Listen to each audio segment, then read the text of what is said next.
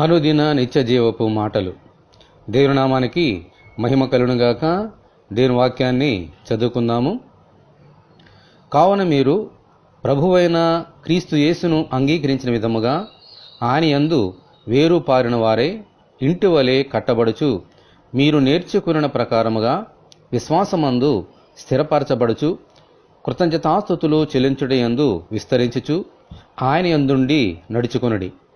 కొలస్సులకు రాసిన పత్రిక 2వ అధ్యాయము 6-7 వచనములు. ప్రభువైన యేసుక్రీస్తునందు విశ్వాసముంచిన వారందరూ ఆయన యందు వేరుపారి జీవించాలి. అప్పుడే మనము వెలుగు ఫలములు ఫలించగలము. లేకపోతే మన ఆత్మీయ జీవితాలలో వాడిపోయి నశించిపోతాం.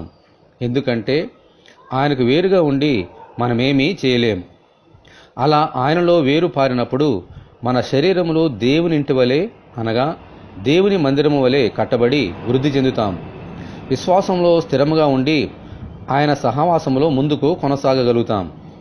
ఇలా మన ఆత్మీయ జీవితాలు ఫలించాలని అంటే ఆయన ఇంటి వలె కట్టబడిన ఈ మందిరములో ఎల్లప్పుడూ ఆయనకు కృతజ్ఞతాస్తుతులు చెల్లించుచు ఆయనలో కొనసాగాలి. దేవునికి స్తోత్రము కలుగునుగాక. ఆమెన్. ఇటువంటి కృప కొరకు మనమందరము దేవుని ప్రార్థన చేసుకుందాము. ప్రభువా, మీకు వందనములు.